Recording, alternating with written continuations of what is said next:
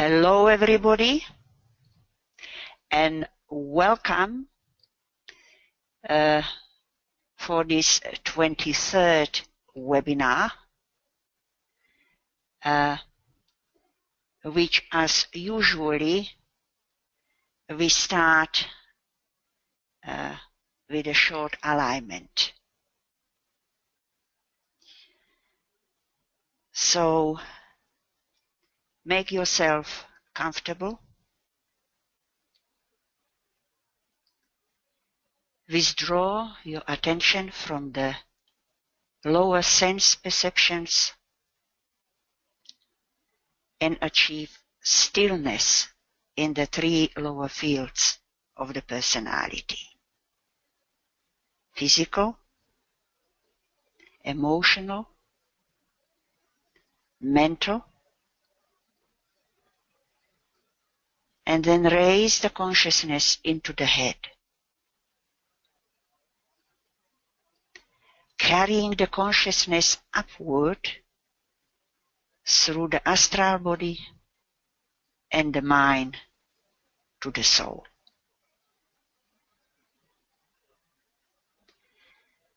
Identify the personality consciousness with the soul consciousness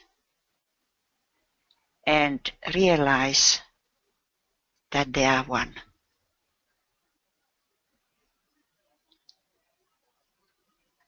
Assume the attitude of the observer upon the mental plane and throw soul energy down into the center at the base of the spine.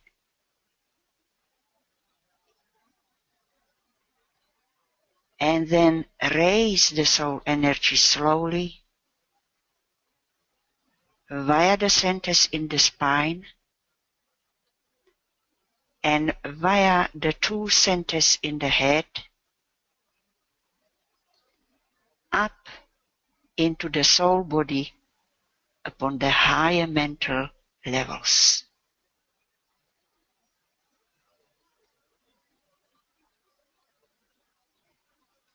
Recognize the personality is aligned with the soul, forming one unit.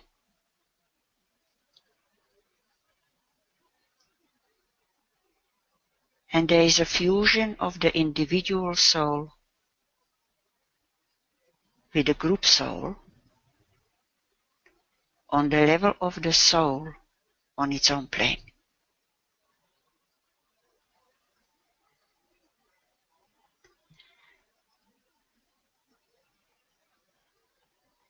Then link the heart center in the spine with the heart center upon the mental plane,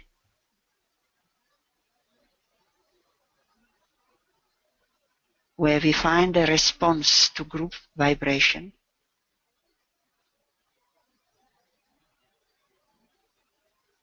And feel the group laugh, uniting all the members of the group into one unit.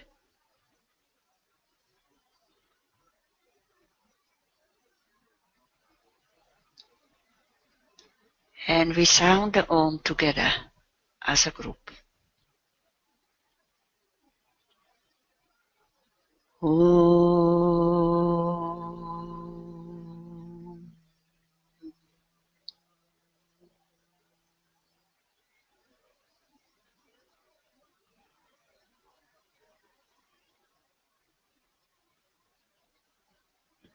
Thank you. Now the focus of today's webinar is primarily and only the entering of the garden and climbing of the ivory tower every Sunday morning, which is the final section or theme of the July 1935 instruction, which it was recommended that to read prior to this webinar. because during the final stages of my preparation, I realized that there wouldn't be left time for another intending topic of entering a period of crisis prior to the full moon in May 1936, which is the opening theme of the next January 1936 instruction. So I apologize for this late announcement of this change, or I would say not including the second part of the intending focus of this webinar. But don't worry, we have enough to discuss today. So, Biel, would you please put up the instruction on the screen that we remind ourselves, refresh our memories as to what we would be focusing upon today. So we will read it together. As to your garden, my brother, I would ask you to enter into it early each Sunday morning. See your garden sleeping in the darkness of the dawn. No real light, no sound or movement, and no life apparent. It remains just dreaming and colorless. Enter your tower and climb to the summit, and then release the light which is in you. This will be to the garden of your soul what the sun is to the gardens of the world. Watch for rays of light pouring out over the garden, awakening it to color and beauty, arousing it to movement and life, and calling forth the song of the birds and hum of the bees, and evoking it to a responsive loveliness. There I may meet you when the cloud of glamour rolls away. Ponder on the symbolism hidden in this garden, and work steadily for the next few months from this center of love and light. And so this is found in DINA 1, page 513, at the end of July 9, 1935 instruction. Okay? And so, as DK is asking her to ponder on the symbolism hidden in the garden, we will also ponder and endeavor to read the text spiritually. We are told that spiritual reading involves the development of the faculty of reading or seeing the life aspect which the form veils. It has a reference to the mental body or the mind, to see behind a symbol, and concerns the development of the sense of subjective realities, and it deals with the reading of symbols or geometrical forms ensouling an idea or thought. And this obviously concerns the mental plane where we find all these geometrical forms and symbological language, where CDP has built her garden, and where we also find the soul.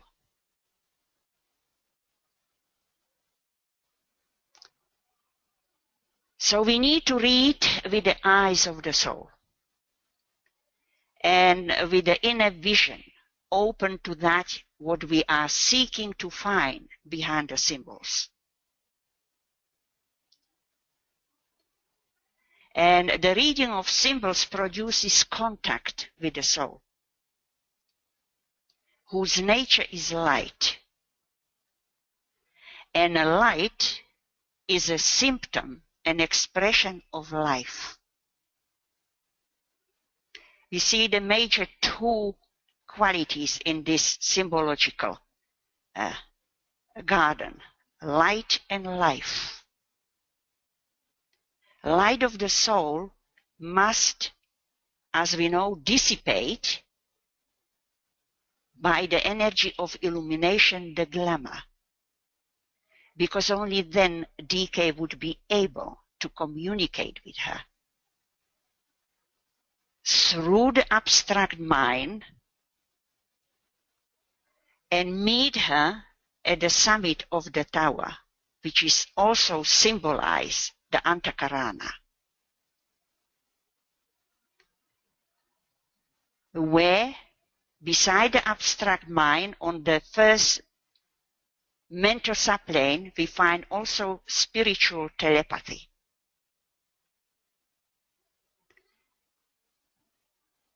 Which he needs to access in meditation through the Antakarana, linking the lower mind with the higher mind.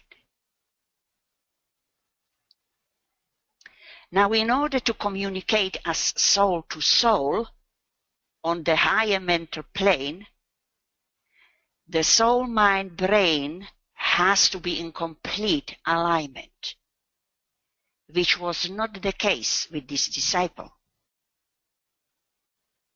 But it appears that one of the reasons behind the building of the garden on the higher mental plane was to initiate the development of this telepathic work between soul, mind, brain, and that is why she was also part of the group of telepathic communicators. And as an accepted disciple, she was somewhat able to work as conscious soul with soul-mind alignment in place, functioning, and thus becoming spiritually impressionable. And the master could begin to impress her with group ideas via her soul, and also to teach her technique of contact with him. Very unusual technique he is using here, which involved building of the bridge to the first mental subplane. And this was also one of the reasons behind the building of the tower. Okay? A rather unusual technique for developing contact with the master here. Okay? This is telling us there is no one technique for everybody. Everybody needs a different technique. Now, symbol is an outward sign of an inward and spiritual reality, which it veils. And so we are urged to study symbols. When we are dealing with energies and forces, it is impossible to express their appearance or quality or purpose except in symbolic form.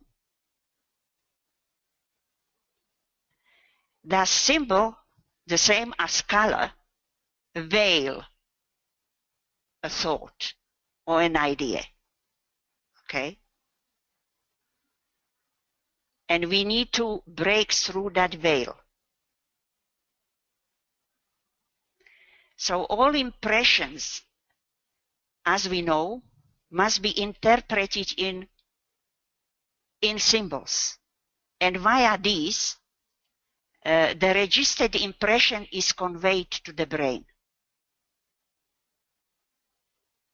That's why you see the necessity behind the soul-brain alignment also. Okay? Without the brain, nothing materializes out. So true interpretation of a symbol also can be distorted by astral interference and glamour, particularly in the case of this disciple, which had many glamours. Okay? So that's why the necessary establishment of a channel and direct alignment between the soul and brain, which will involve the integration of the etheric, astral, and mental body. And this process of alignment, we are told, should be started and developed upon the path of probation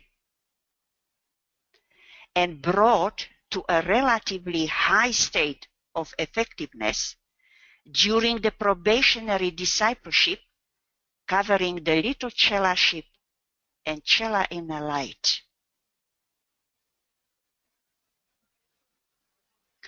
As we know, CDP, who has transferred from cella in the light onto the accepted discipleship, which is the stage 3 of the 6 stages of discipleship, had a problem with etheric devitalization. And even though she had to some degree achieved astral mental integration, the etheric body was loosely combined with the physical. And thus the direct alignment between the soul and brain was not really functioning. And this was further affected by the many glamours influencing her life.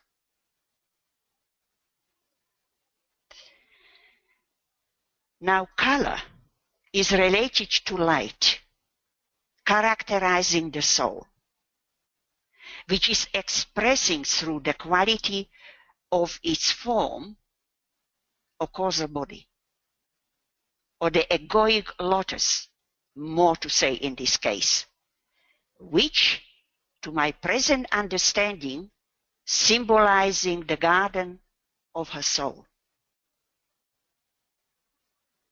But when she enters the garden, you see there is a process which she had to repeat every day, you know, to really bring the light and life and sound and color and movement into this garden, which is the egoic lotus flower.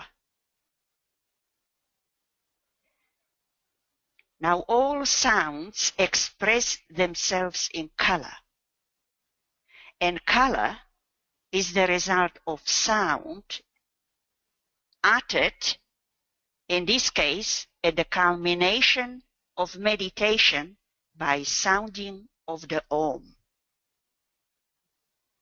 She was asked to meditate every Sunday morning and visualize the garden sleeping, and to bring without light, life, apparent life, and bring it to life.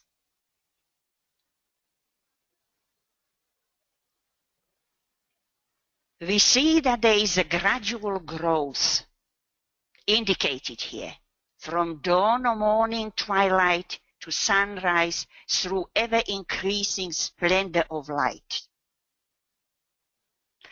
And so we are told that the order dawn, day, midday, twilight, and night is order even for the planetary logos, and it applies also to man. And we see this process indicated in this garden. Because you see, at every point, like dawn, day, midday, twilight, night, we find a different energetic energies and forces available. And it also applies to the initiatory process. Why certain initiation could be taken at a particular order of this process. Twilight, midnight, day, dawn. Okay? And for example, there was one disciple who was asked to sit quiet for 10 minutes 3 times a day, morning, noon, and evening, and ponder on the idea of love and light as they exist apart from form. One of the techniques, you see, DK used for this disciple, for example, for a particular reason in relation to his individual development. Okay? Now, I'm sure many of you know that the star of the early morning is Lucifer, the light bearer, the soul, the mind, Venus. It represents all these energies. That's why in order to utilize this light, you see, she had to enter the garden in the morning. And we all know that early morning meditation is suggested many times for this reason, because there is available this energy of the light, okay, primarily coming under the planet Venus, the star of the early morning, okay. Now there comes a very important question for us to answer. Why Sunday? Why not any other day of the week, but why Sunday? Now this is a very important, because you see, every day of the week is conditioned by one of the rays, one of the 7 rays energies. And Sunday is ruled by the first ray of will and power, viewed as life principle seated in the heart. And it is ruled by the sun, veiling Vulcan. We are told, okay? And the esoteric color red and exoteric color orange, which might not be completely correct, but these are the colors given. We're dealing here with the prana, life, and vitality, you see. And Vulcan, first ray planet, okay, as we know, sun and moon always veil planets, okay. So in this case, for this day of Sunday, it is the Vulcan here. Why Vulcan? Is the ruler of Taurus, the sign of light and illumination. It symbolizes the garden also. Prana and vitality is connected with the 2nd house, which is a Taurus house. Okay? Where we find in the chart, we will see it later when the quadra will be put on the screen. We find there the natal and progressed Uranus. It's the planet which is ruling the etheric field in relation to the vitality and prana, also together with Vulcan. And Vulcan and Uranus are rulers of the head center. And they are brought together through this energy of the Sunday first ray energy. Okay? A light is a form of vibration and is associated with the first aspect, but sometimes with the second aspect. Like, for example, vibration is associated with the first subplane, related to the head and the first ray, and light is associated with second subplane, related to the heart and the second ray. Those of you who are the regulars of these webinars recall that we were talking about the 3-year Vesak cycles, which this disciple was utilizing. Okay? The second ray and the first ray cycle, which is actually culminating at the Vesak May full moon in 1936. Okay? We would be talking more about that when we come to the next instruction in the next webinar. So again here, we are having a 2-ray energies in this garden. Okay? We know that CDP was a very strong second ray type, having 3 6-ray conditioning her 3 levels: personality, astral, and even the brain and physical body, and a second ray soul. 5th ray mind. Only 1 ray on 1357 line. So you see, she needs this first ray of orange and red because they are the energies of detachment. Her major issue in that incarnation, to develop detachment, okay, which had to be combined also with the heart center, a part of that heart center energy, okay, to get all the emotional stuff out of it. Now, BL, would you put now the quadra wheel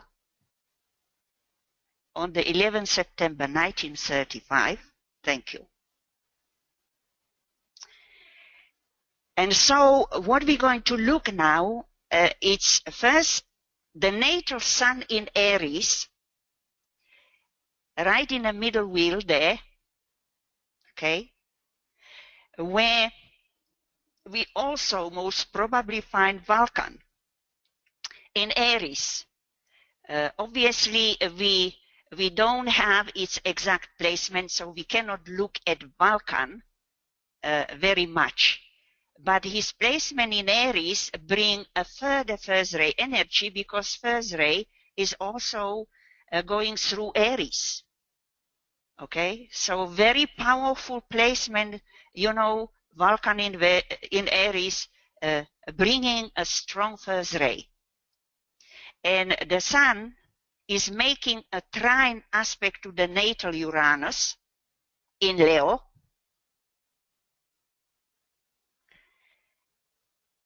And the midpoint Sun-Uranus we find in 18° Gemini 30. In there, yes. Where we find the progressed Sun reaching this midpoint exactly on that 11th September 1935.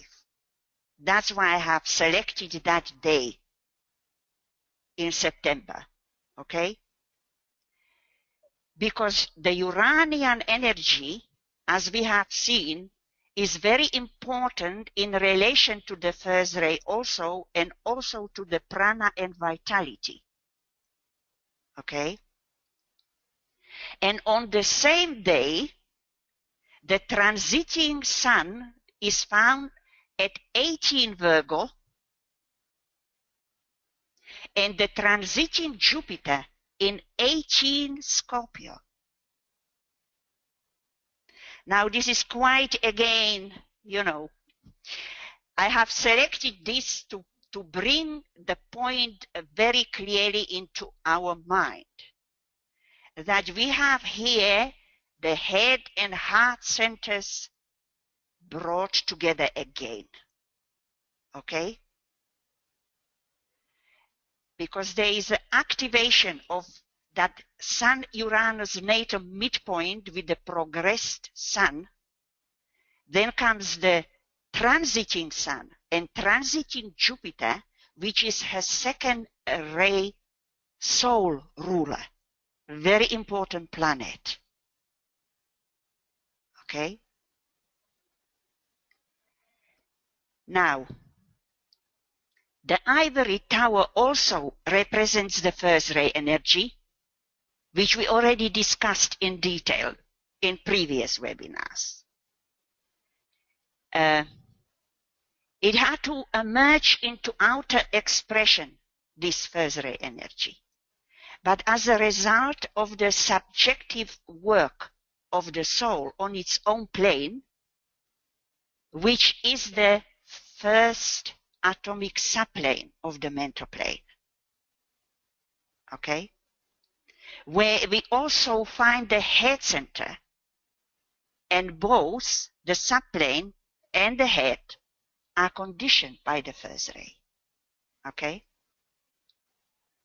Now the light which he was to ask to release over the garden from the summit of the tower, or the first mental subplane, was, to my present understanding, the light in the head,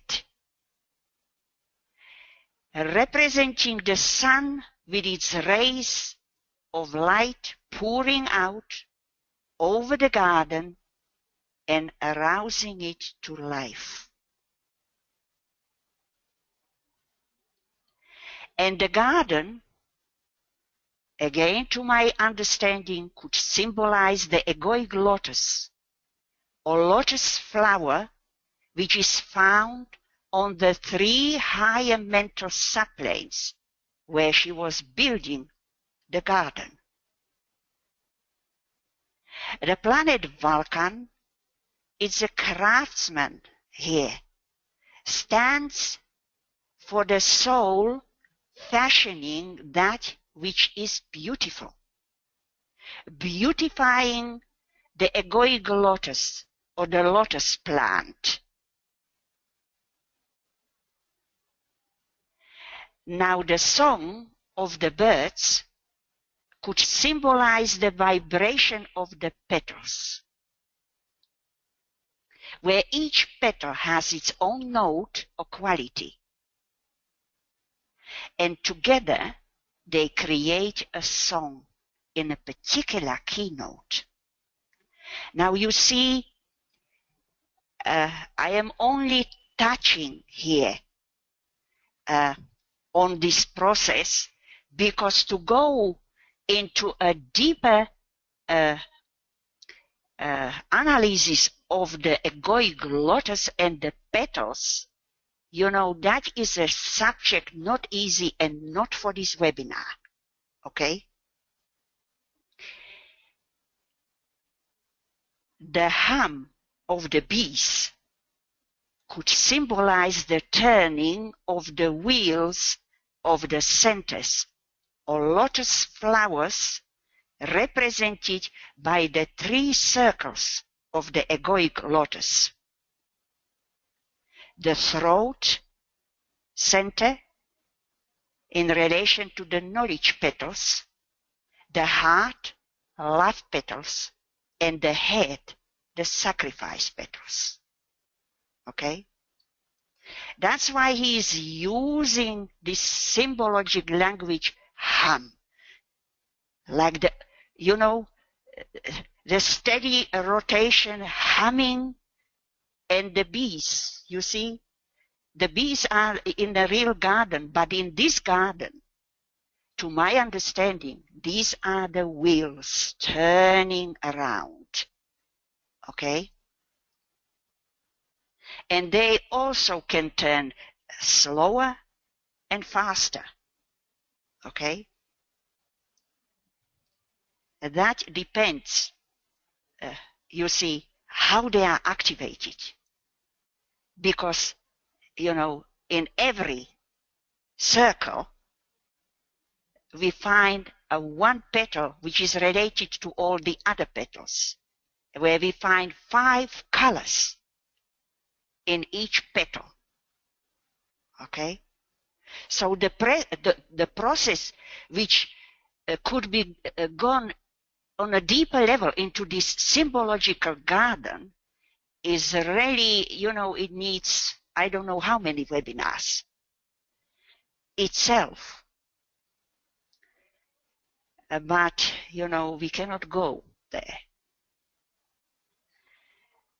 Technically, you see, we are told that the light of the soul is found in the region of the pineal gland. We are told it is the home of the soul. Okay? And is the lowest point which pure spiritual life reaches direct from the monad.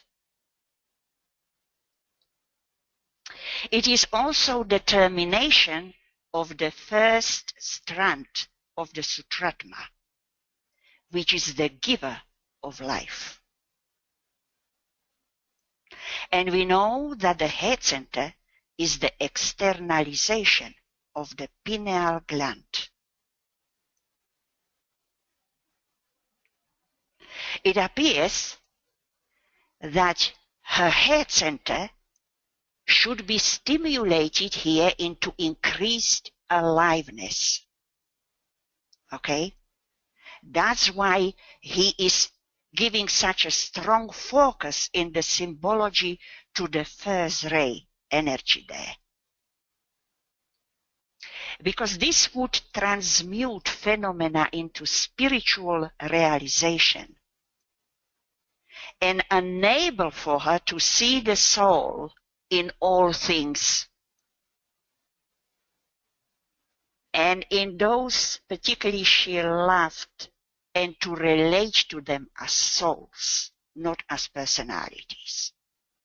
Okay? When she started to build the garden, if you remember, she was utilizing the ajna center, the other center in the head, and the pituitary body. Okay? Ajna is the externalization of the pituitary body. Where DK was almost directly telling her the point of this exercise of building of the garden is to utilize and that develop the ajna center. And now DK brought into her attention the head center and the pineal gland. Now, I'm sure many of you know that these two centers in the head, crown and ajna, become active when they become active. The light in the head shines forth, and its quality and brilliance indicates also the measure of our soul control.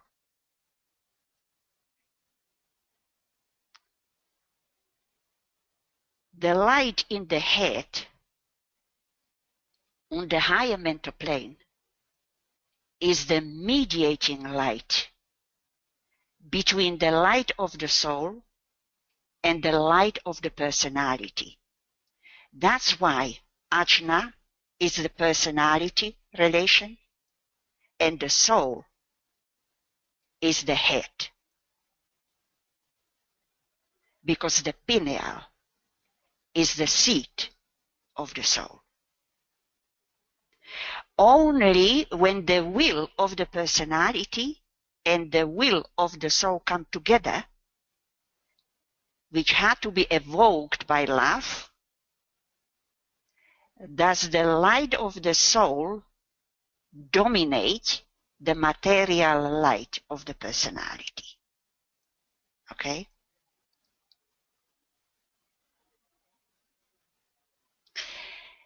Now, this mediating light is also a place of transference, of processes of transference.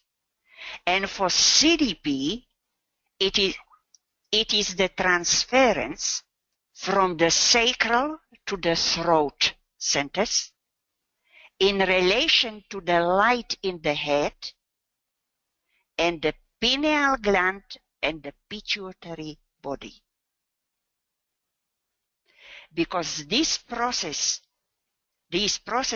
are aligned or related to each other.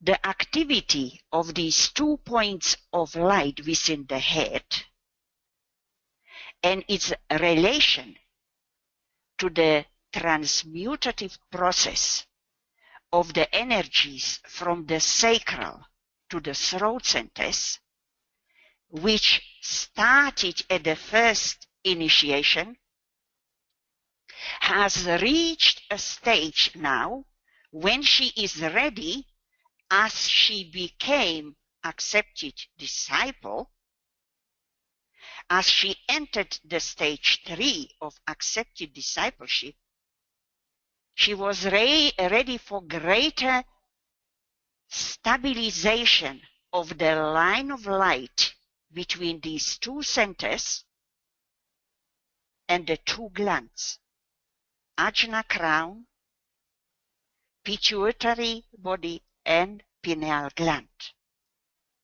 And also to speed up the transmutation process between the sacral and throat centers. Okay?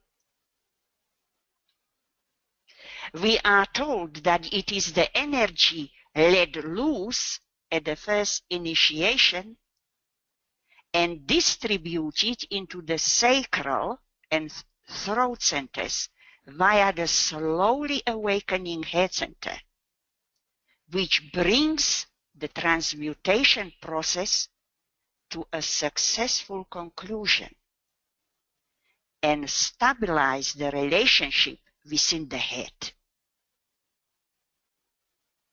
Now, this process takes several lives of steadily intensifying effort, we are told, on the part of the first degree initiate. And its relative completion occurs at the second initiation. Okay?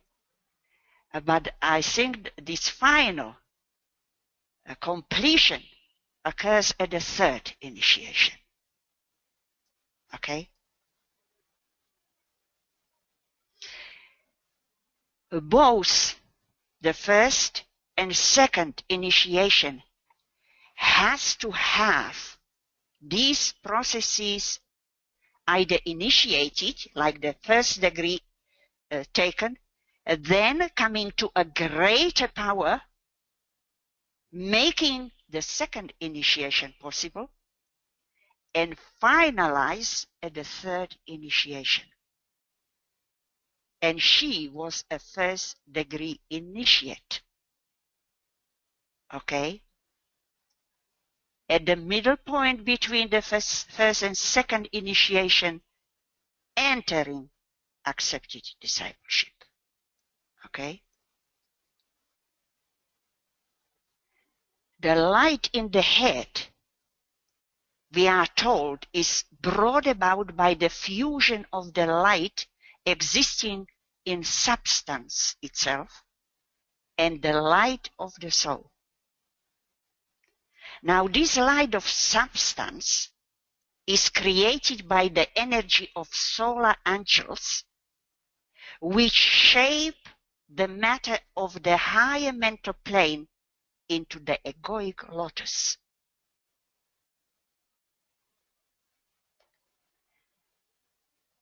And the light in the head is the magnetic line to soul consciousness also.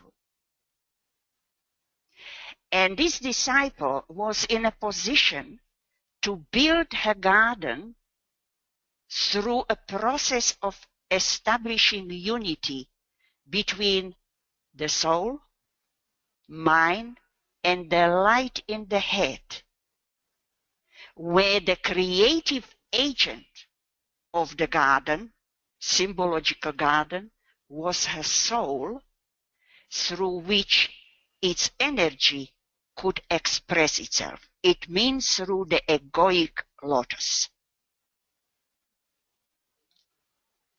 symbolizing the garden.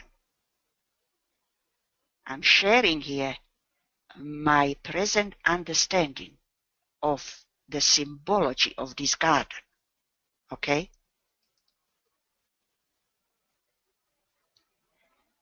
Now she was asked to work steadily for next few months from this center of love and light. So what we will do now, we will look what astrological energies will reflect and influence her working process.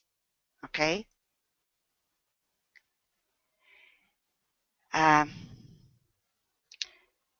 I think for one moment, BL, we would need that natal chart. I thought we might not, but it's better to. Thank you.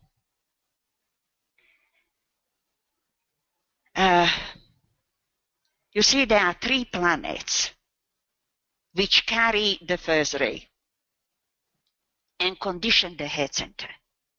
And they are Vulcan, Pluto, and Uranus. Now, unfortunately, we are not able to locate Vulcan to the degree which we would like to have a look, its influence here, which is very important in the energetic processes of the garden,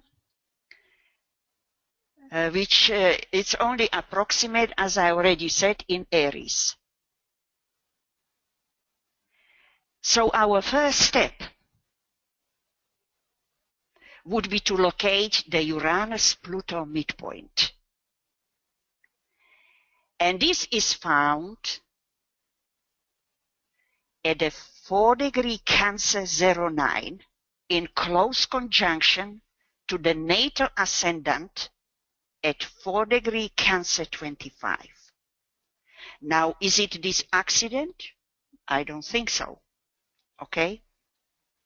I was looking for it and I knew it had the importance, but I was neither expecting that it would be such a significant placement in the ascendant, near the ascendant, almost exact conjunction, indicating, that the building of the garden and bringing the head center into greater activity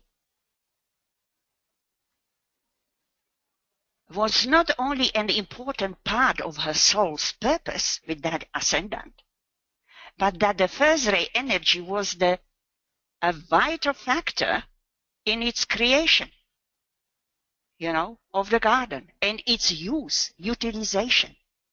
And this, you see, we are learning something very important here through this disciple, okay?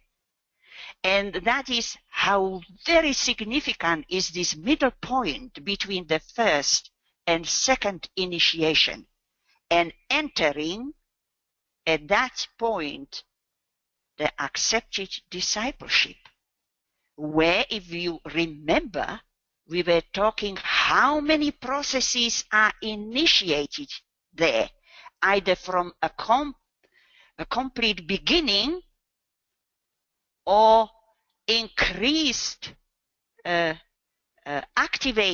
activation of energies in those processes at this point.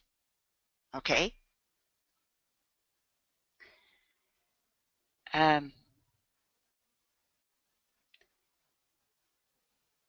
Now, this natal ascendant, where this Uranus-Pluto midpoint is found, carries also another important midpoint, and that is Mercury node, the nodal axis, okay? Which is found at 3 degree Libra 30, making square to that ascendant and to the other midpoint, Libra, okay, there.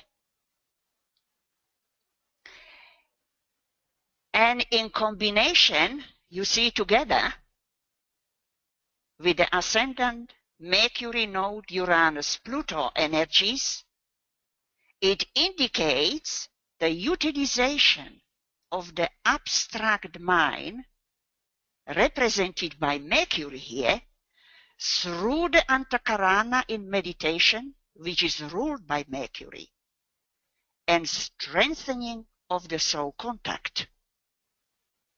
Okay? So we have not only the head center indicated, or the first ray energies, we are, utilizing the abstract mind on the first mental subplane, where we find the head center and the first ray. You see?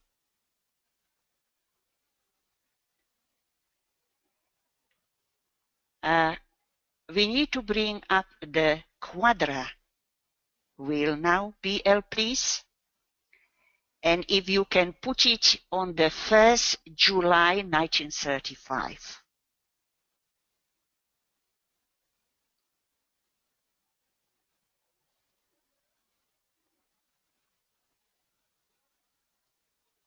Thank you.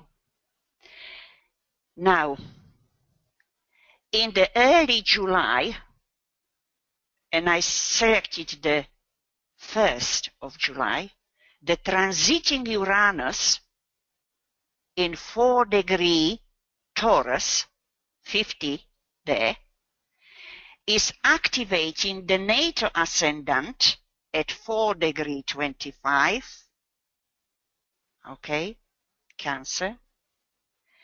And those two midpoints which we just looked at, and that is Uranus-Pluto and Mercury node, and is bringing a major transformative change in her consciousness through new ideas and impressions coming to her from the soul during meditation. Okay? The transiting Uranus also activates the natal Venus-Saturn square from 4 degree Gemini Pisces. Thank you. And indicates a change in the working process upon the higher levels of the mental plane. You see that Venus there in a subjective area of the soul on its own plane in the 12th house. We note that Saturn, Uranus are the rulers of the throat and sacral centers.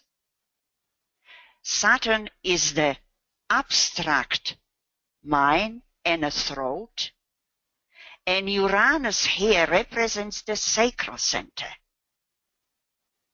indicating the process of the transference or transmutation process between these two centers.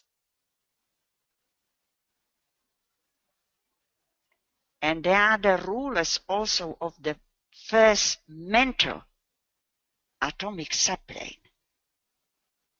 Uranus, head, Saturn, abstract mind, mental permanent atom.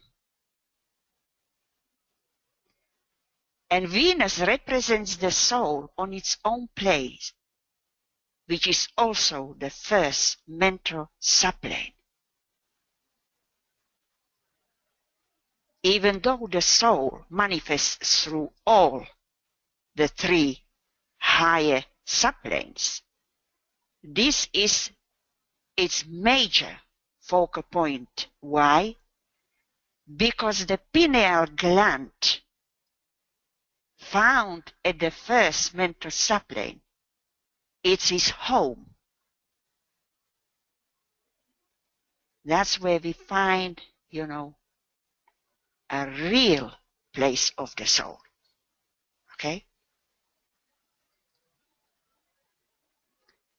Now this Uranus transit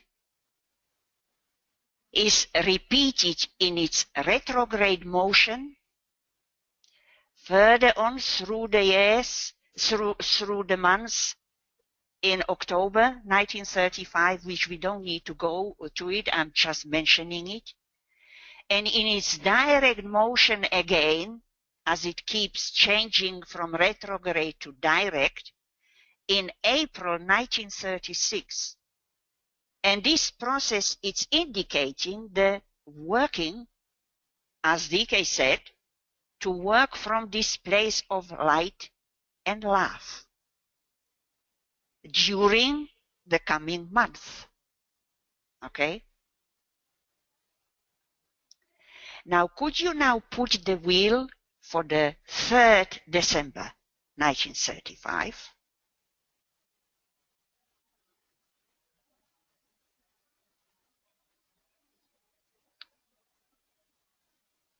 Thank you. Now, again, I picked this day and month to show another alignment. In 2-degree Taurus, between the transiting Uranus at 2-degree Taurus, and just to remind ourselves what the Uranus represents, the head center, pineal gland, sacral center, awakening, life-bringing energy. And then you see it's aligned with the solar arc Saturn,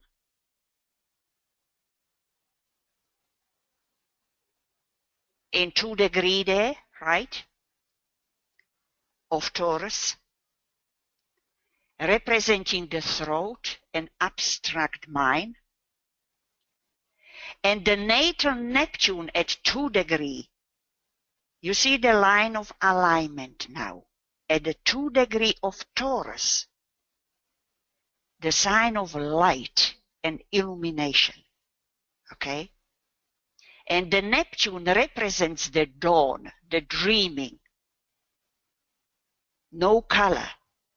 Ajna, pituitary body.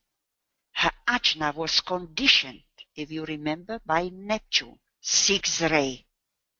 Very important planet for this disciple. It's esoteric ruler of her Cancer ascendant. Okay? Now the transiting Uranus is trining also the solar arc ascendant in 2-degree Virgo.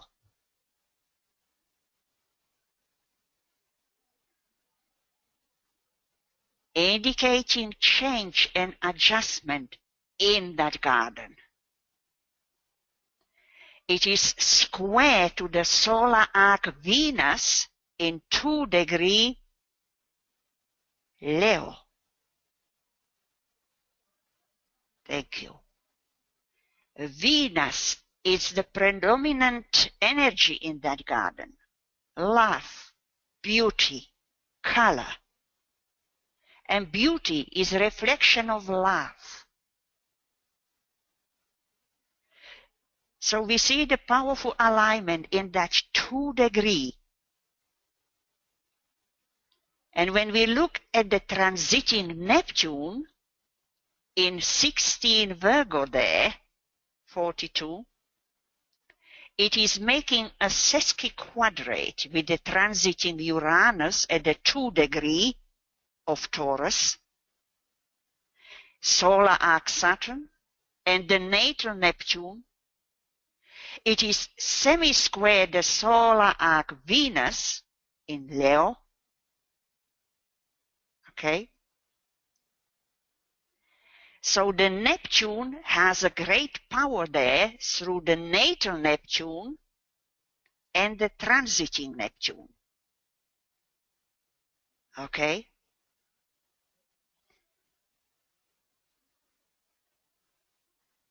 And we also find the solar arc Venus is making square the natal Neptune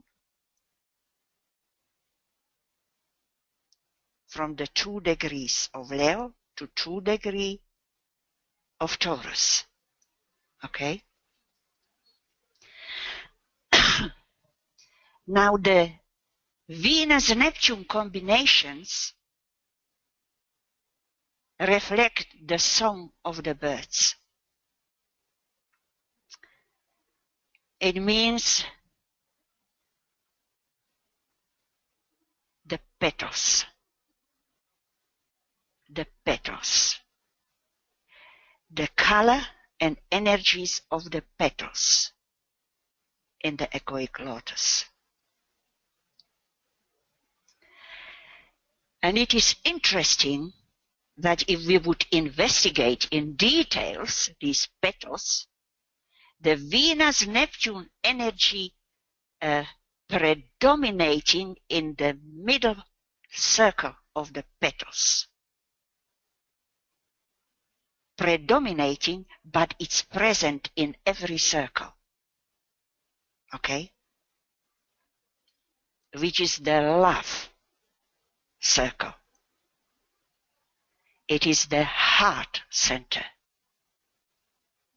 Okay? Soul light and love and soul-mind alignment is also here. If we take the Venus representing the fifth ray mind, which she had, okay?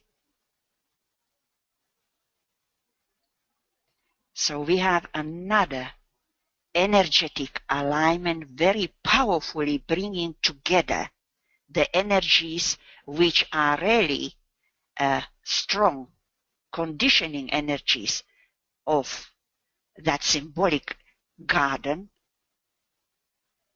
and to my understanding of the egoic lotus, the biggest lotus flower on that higher levels of the mental plane,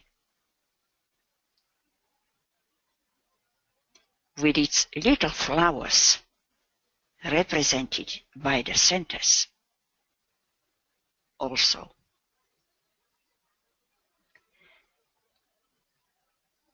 Now the solar arc Jupiter, her second ray soul planet, is found at 28 Capricorn 45. Thank you. And on this day also makes an exact semi-square to the natal midheaven in 13 Pisces 45. Exact. It carries, the midheaven carries a very important midpoint, and that is a Pluto ascendant midpoint, which is found at 13 Gemini 24,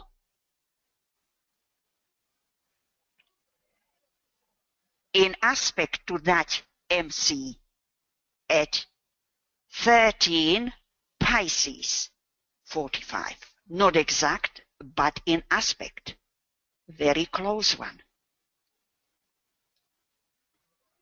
You see, the planet Pluto is involved, very transformative first ray energy, and the ascendant is involved also together with the MC.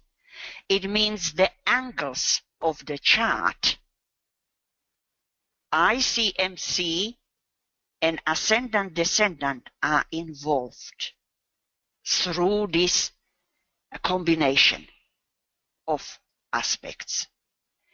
And they indicate a successful transformational process as a result of the utilization of the soul light on the mental plane, which is taking her spiritual progress forward. Okay? Through building of that garden, or through bringing more energy, light, and the love of the soul expressing also through the egoic lotus,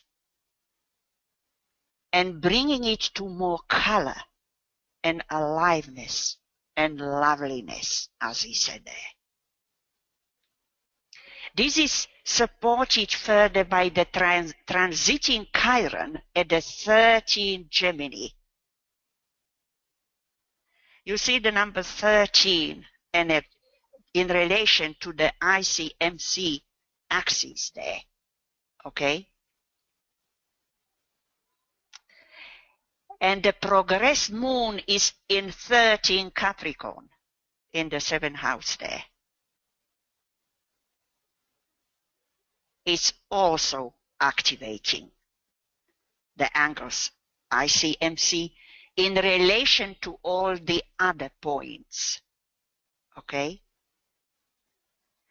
And the progress nodal axis at 13° Capricorn Cancer over the moon and in relation to all the other points.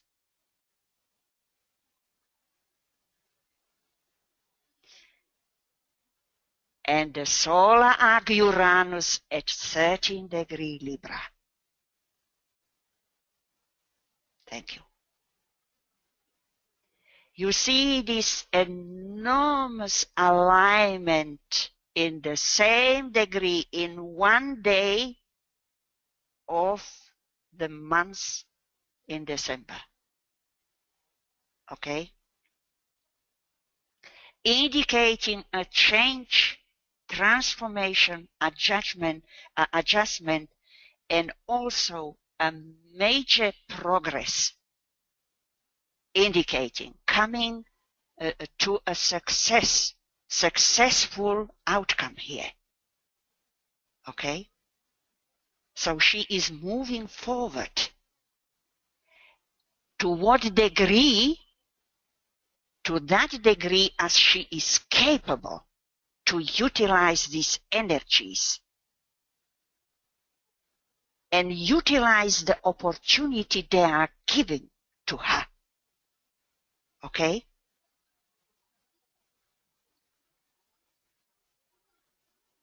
That's why astrology, you see, indicate for us, as for this disciple, the process of that working from that powerful center of light and love, and what astrological energy she had available to work and to utilize. Okay?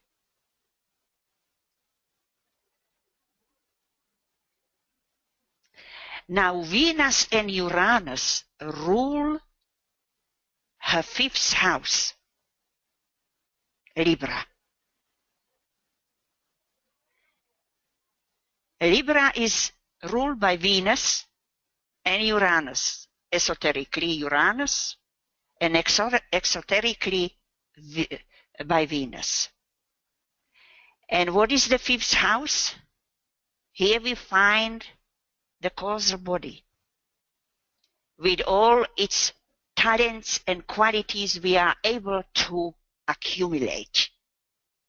okay, through many lives, okay. All previous experience, and this together with the Cancer and Leo as the entire causal body and permanent atoms. Okay? And you know she has Cancer ascendant, and her progressed ascendant in Uranus and solar arc Venus are found in Leo. Leo, you know, which we're talking the Leo house, which is the 5th house. Okay? And this house, the 5th house, also indicates the lower and higher creativity, in this case, particularly in relation to the sacral and throat centers. Okay? And during the next few months, there is an alignment of the transiting Pluto, progressed Venus, and solar arc Mars in 27-degree Cancer. Okay? This is another alignment of energies, you see, because, how would I say to you, the sacral center here is also in its lower aspect seen through that Venus Mars. Okay? It's very physical on its lowest level in relation to the sacral. And what is the Pluto transiting over these 2 points indicate? It's trying to eliminate all the obstacles, you know, to raise this energy higher. Pluto is very healing on its higher level, very healing energy, and it's bringing from the depths up into our consciousness to realize what we need to transmute or eliminate in order to transmute the level of energies. Okay?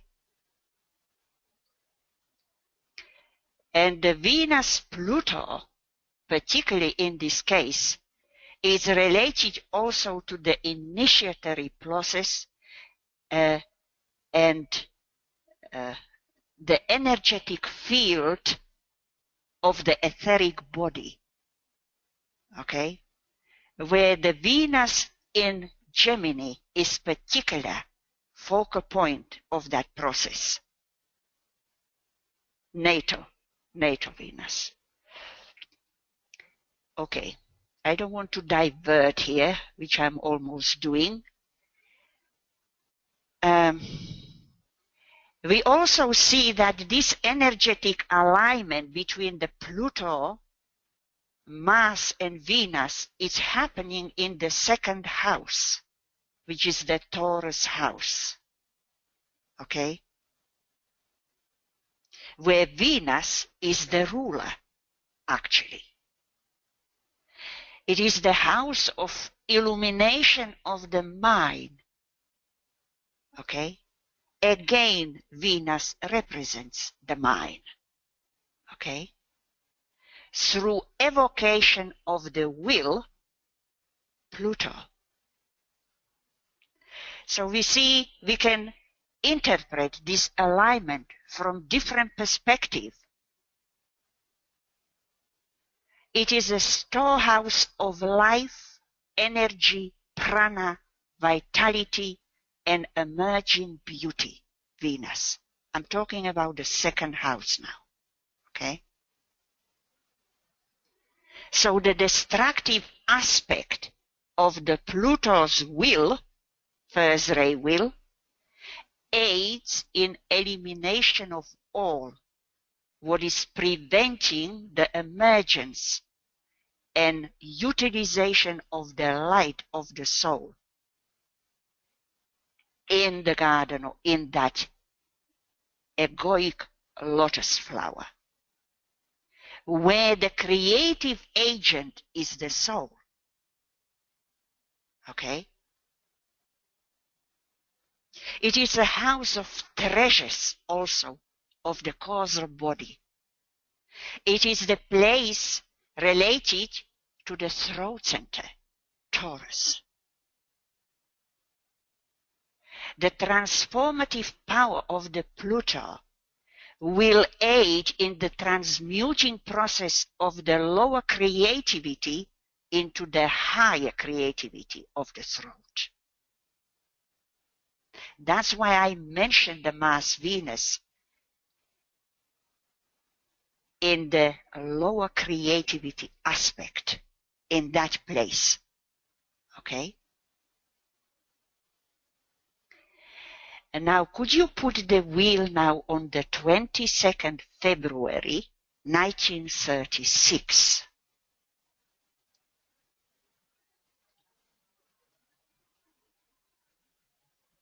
We are looking at the process of the working in that garden, you know, on several months. And I was trying to find how far the energies were going, particularly those in relation to the major issues involved in that symbology. And here, what I want to us to look at is at the Mercury, which is also one of the planets conditioning the throat center. And it's also conditioning the abstract mind. And through the throat center is related to Uranus as the ruler of the sacral center. Now, there is no direct aspect between these two planets in the natal chart. And that's why I was looking where I could find the connection between them. And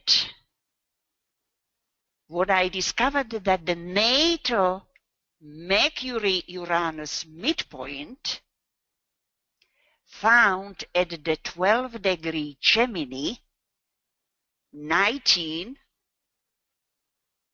is on 22nd February, which we're looking at that day, 1936, activated by the solar arc mass at 27 Cancer 19 by an exact semi-square to this midpoint.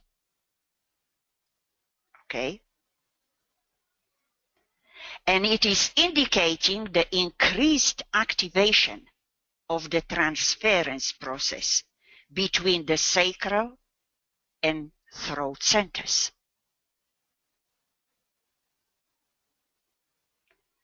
On the same day which we're looking at, the solar arc Uranus is found at 13 degree Libra 45, now making an exact aspect to the midheaven.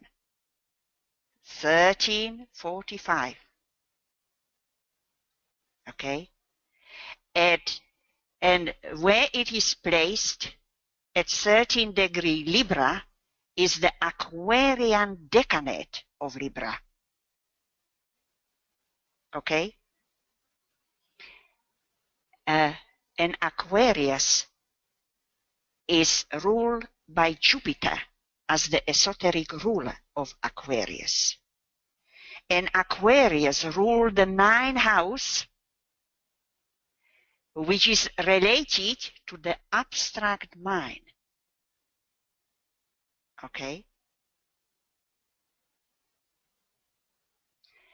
And we see that the Pisces midheaven is also ruled by Jupiter. Okay? the progressed moon at 16 degree Capricorn 07 makes an exact semi-square to the natal Jupiter at 1 degree Sagittarius 07 on the same day. We have a powerful Jupiter emerging here, okay? In relation to the Uranus, okay, another important planet, we have like Jupiter the heart, Uranus the head. Then the transiting Jupiter at 21 Sagittarius 05, which is in Leo decade of that Sagittarius, is making an exact trine to the natal Sun, ruler of Leo, in 21 Aries 05. Exactly. To see this by transit, and in the same day with all what we're looking at, is quite something. Okay? Here we have a Sun Jupiter emerging. Okay? The heart. The heart particularly. Now the transiting Mercury at 6 Aquarius, where the Jupiter is the esoteric ruler, and the transiting moon at 6 degree Pisces, where Jupiter again is the ruler, is in aspect to the solar arc Mercury in 6 Gemini.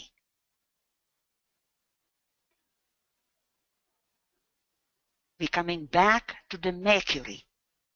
And here, particularly Mercury-Jupiter emphasis. Okay?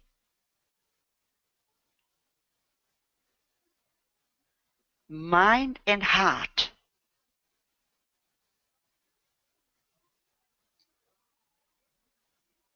Now for these combinations, it's emerging Jupiter as a second ray soul ruler, as the strongest energy, which obviously represent the soul love and light as a major conditioning energy of the garden, or the egoic lotus. Now there is the second Saturn return happening. Okay? A very important energy conditioning this working and meditative process, where Saturn being the ruler of the abstract mind moving through the 9th house, where we have all 3 Saturn found, natal, progressed, and transiting. Okay? And it is the house of the meditative axis, 3-9 houses of meditation. Okay?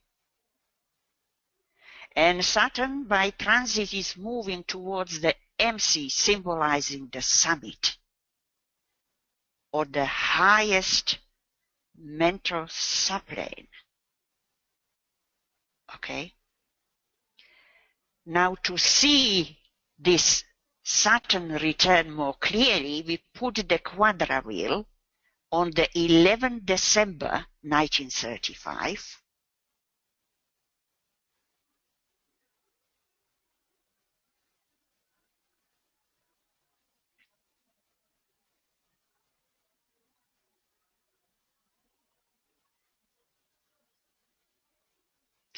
Where we see that transiting Saturn makes an exact conjunction with its own natal position at 4 degrees Pisces 30.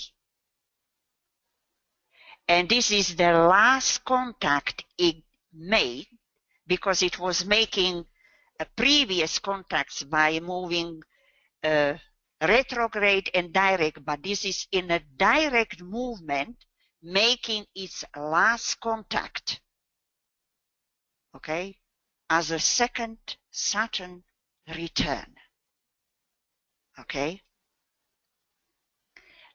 bringing the focus on the first ray through the alignment with Pluto as a ruler of Pisces. You see?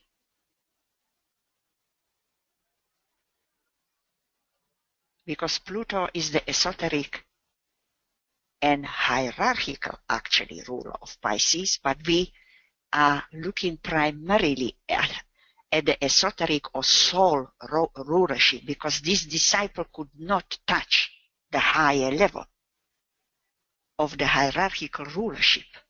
Primarily the personality, Jupiter, ruler, and Pluto, esoteric ruler. Okay?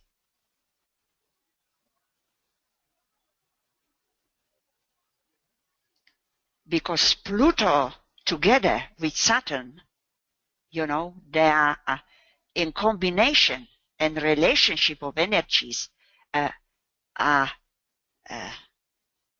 producing very powerful first ray energy.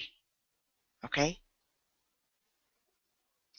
Because Saturn is ruled by first ray on one of its levels.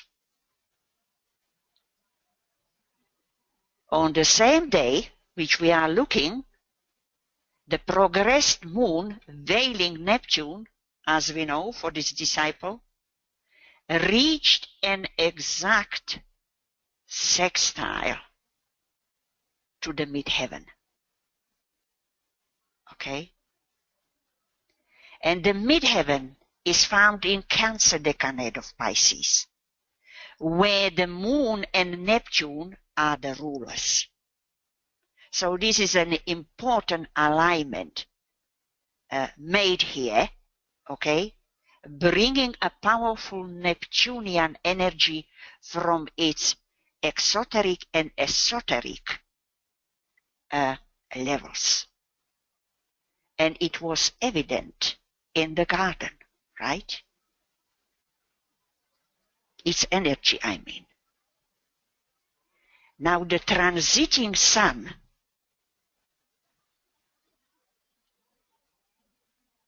in 18 Gemini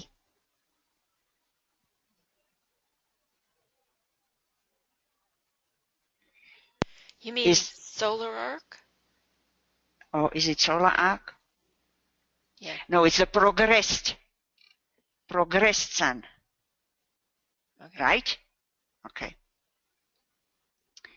But it is also aligned with the transiting sun and earth, you see, on the other side. Okay? Right. This is what I meant, really, that we have the sun alignment again by transit. Before, the transit was from Gemini sign of the sun. Now it's from the Sagittarian Gemini. Okay? And you know, Gemini Sagittarius axes are the archetypal axes of the 3-9 houses of the meditative polarity and lower and higher mind. Okay? And so here also indicating the subjective contact with the Saturn in the 9th house, which is, found there through the transit, natal, and progressed placement. Okay?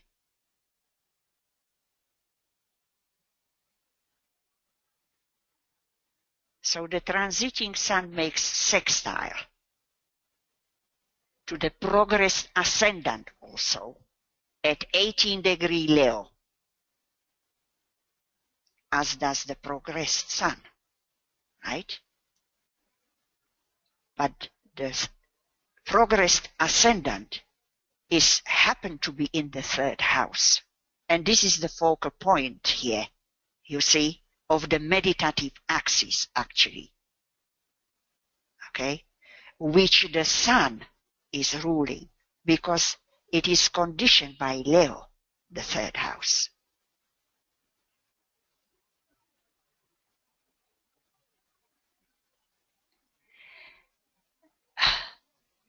So, you know, my friends, I will conclude the presentation and leave you to ponder yourselves on the symbology of this garden and try to come up with your own understanding of this garden. Okay? I was sharing my understanding because it is so rich. It is so rich and it's so deep, which would require, you know, much time to spend on it, but this is all we have available. So thank you for your attention. And if there are any comments, please, you can ask or comment on anything you would bring our attention to. Suzanne says, thank you for a very interesting and challenging body of thought. Thank you, Suzanne. And yes, it is. It's quite fascinating. Well, this is what my, I don't know what part intuitive, part researchful process led me to. Okay. Well, thank you, Elena. I don't see any other questions or comments. I would like to say that the next webinar is going to be at 9 p.m. GMT on the 25th of February. And then there will be a break. There will be no webinars for March, April, May, or June. We will resume the end of July. And as I said that, we got a hand. So, whoops. Michael, please go ahead. Hi, Elena. Thank you so much for such a fascinating study. With all these potentialities, with energies being active,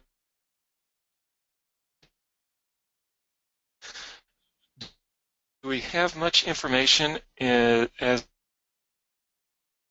to Michael, you're how breaking she may up. have used these energies? Wait. You're breaking up.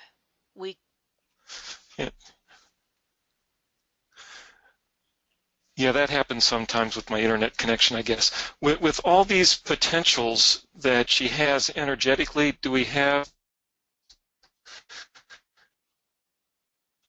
any information as to how she may have made use of them?